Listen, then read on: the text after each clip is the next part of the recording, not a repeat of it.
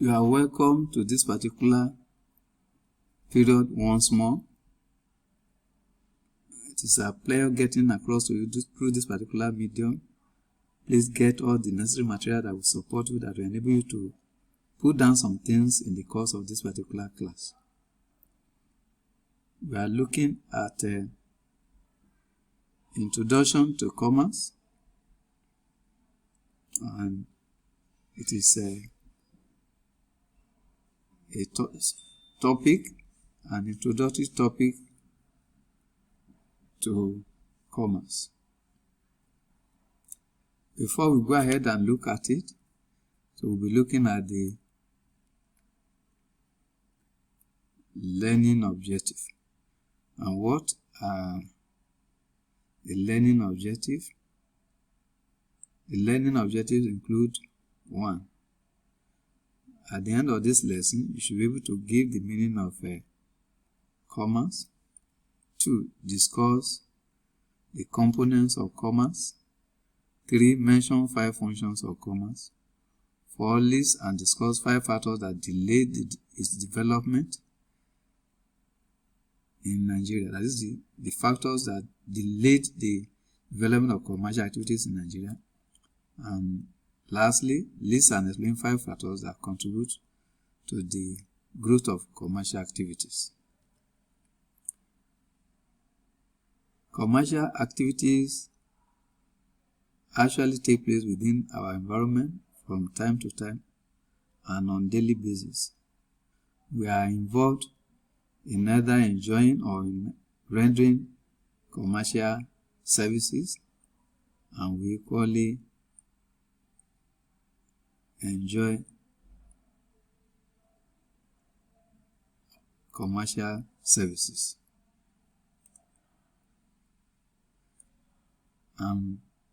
With that, what do you understand by commerce? Commerce can simply be described as consisting of all the activities that are involved in the distribution and exchange of goods and services. That is, it is made up of all the activities that are involved in the distribution and exchange of goods and services. And in a summary, it can be explained as consisting of trade and aids to trade. Components of commerce. What are those things that commerce is made up of? The components of commerce are the composition or the spread of commerce. And the major components of commerce are trade and aids to trade. What do you understand by trade? Trade is the exchange of goods and services between two or more people or between two or more countries. It has to do with the buying and selling of goods and services between two or more people or between two or more countries. It is the buying and selling of goods and services between people and countries. What are the different types of trade? There are 2 major types of trade, and these include home trade and foreign trade.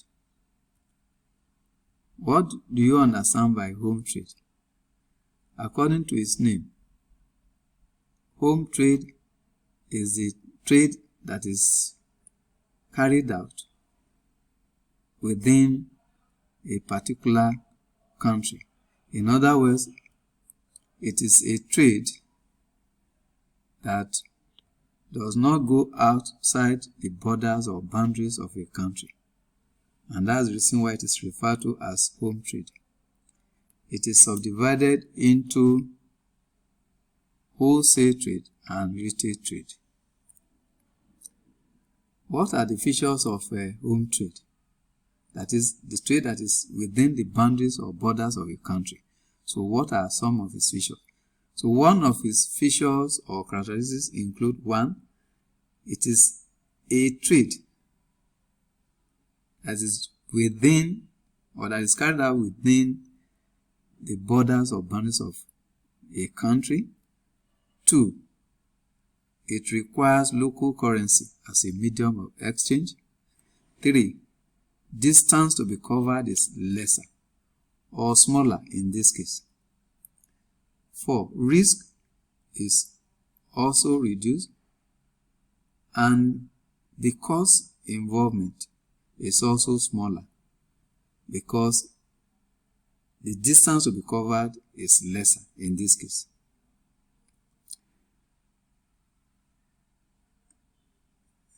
In addition, local means of measurement could be involved. In other words, in some situations it may not require maybe internationally accepted standards of measurement to package some products or goods or items. Also, it requires the observance of the laws of the country. No laws outside the country can affect our home trade. So home trade is actually affected or regulated by the home laws or the laws within the country. Then distance to be covered is lesser. So the distance to be covered is lesser, and therefore it helps to reduce the cost that will be incurred in the course of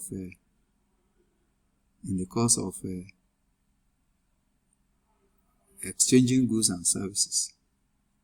Wholesale trade. It is the buying of goods in large quantity from manufacturers and selling to retailers in smaller volumes or quantities.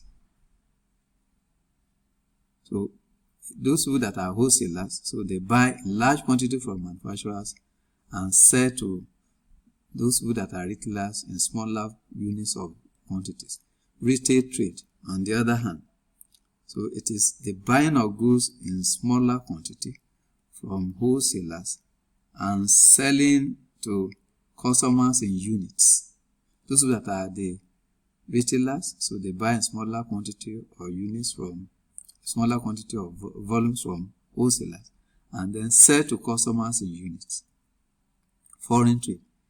It is the buying and selling of goods between two or more countries. In other words, when we are talking about foreign trade, so it brings together at least two countries for exchange or for the buying and selling of goods to take place.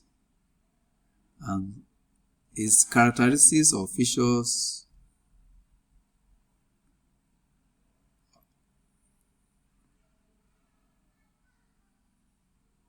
will be discussed, and it is subdivided into 1, import, 2, export, and 3, entry port.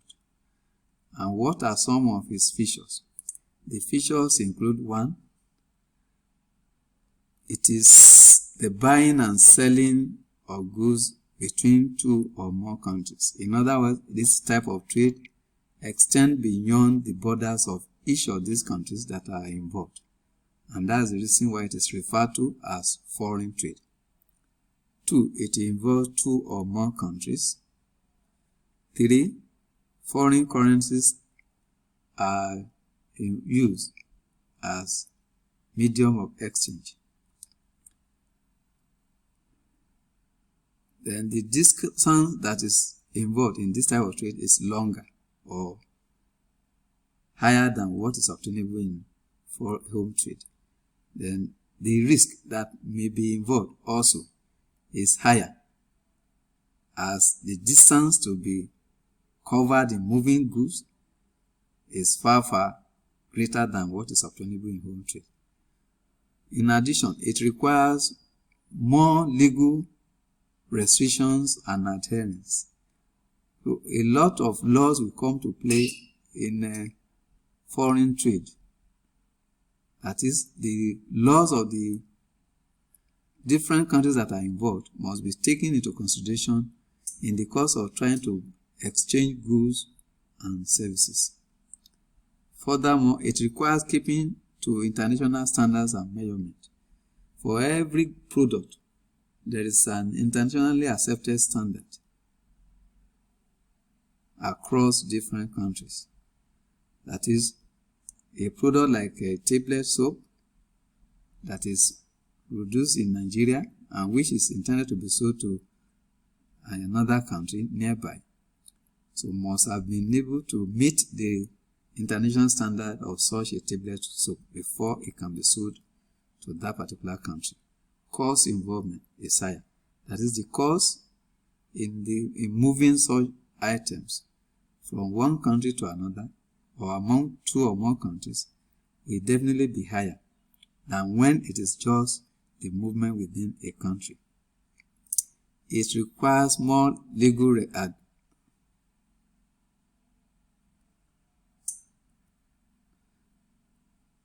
The next thing we'll be looking at is aids to trade. These are the series of factors or activities that promote trade, and they include advertising. Advertising is an activity that makes or known or popularize goods and services to the prospective customers or the public. Banking. Banking is an activity that is carried out by banks, and it is the activity that is involved in safekeeping money, valuables, and important documents. So banks are actually render these activities or carry out these activities by safekeeping money, valuables, and important documents until when they are required. Insurance. This is the provision that individuals and organizations eventually make against future risk. So it is the provision that is made against future risk. For example, risk of a fire outbreak, risk of a burglary and theft. So those people that are businessmen must take into consideration some of these risks and then provide for them by making some payment to the insurance company so that the insurance company will be able to cover such a risk. Warehousing. This is the act of storing goods in warehouses or stores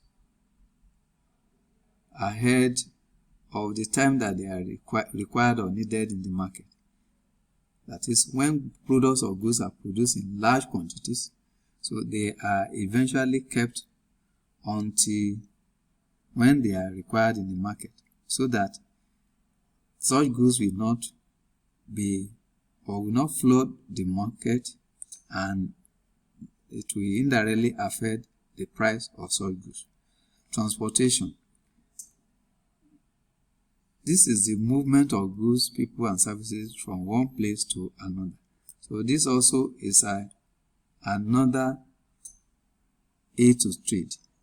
Another, it helps to facilitate trading activities by ensuring that goods and services are moved from one location to the other, or from the location where they are actually produced or where such services are available to locations where they are required or needed. Communication.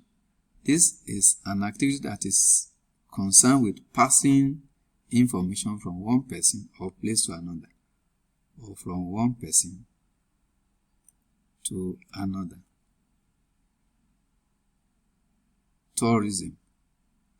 These are the series of hospitality activities that are rendered to promote business activities generally. Businessmen who are on business trip, or those that are on vacation, most of the time they make use of the services of tourism in the course of their journeys or in the course of their business trip. Examples of such services include lodging, food and drink service, event planning, amusement parks, transportation, sporting facilities, telephone services, and so on and so forth. So all these type of services, they are classified under tourism, and they are made available to businessmen who are on business trips to a particular location, or who wants to enjoy their vacation in a quiet environment and then be able to do some planning or carry out some business transactions while they are there. What are the functions of commerce? The different functions of commerce include the following. 1. It offers employment opportunities to a large number of people. In view of the large number of activities that are involved or carried out under commerce, for example, trade and the various aids to trade, a large number of people are eventually employed or engaged. Then it also helps to increase the standard of living of people, because individuals or group of people, they are able to render services, or they are able to carry out one activity or the other, and which they are paid for at the end of the day. So such income goes into contributing to a level of life, or the type of life that they live at the end of the day. In order they can use such fund or money to live a better or an improved standard of life. It facilitates international and local trade. Also, it necessitates the development of infrastructural facilities. As a result of trade and aids to trade, so there is need to put in place different facilities. For example, good road network, good communication network, good electricity services, and so on and so forth. It also plays a key role in financing business generally. Business organizations rely to a large extent on banks and other financial institutions in obtaining the funds or capital that are required for their activities from time to time. Also, commerce helps in warehousing goods until they are required. As a result of the presence of warehouses, which is an institution in commercial activities, it helps in keeping goods and services until when they are eventually required. In conclusion, commerce is concerned with activities involved in distribution and exchange of goods and services. The series of services or factors that enhance commercial activities are referred to as aids to trade. They include advertising, banking, insurance, warehousing, transportation, communication, and tourism. Commerce performs a lot of important functions in the society as explained above. The reference materials include Simplified and Amplified Commerce for Essays by Femi Longe et al., Longe Publishers. Commerce for Essays by Ahukana et al., Africana Publishers. And number 3, Comprehensive Commerce for Essays by J.U. Anyale, Johnson Publishers. Assignment: what is commerce? That's 1A. 1B. Describe the term trade. C. List and discuss 5 divisions of trade. 2A. Define the term aids to trade. B. List and discuss 5 aids to trade. Thank you for your time and for your attention.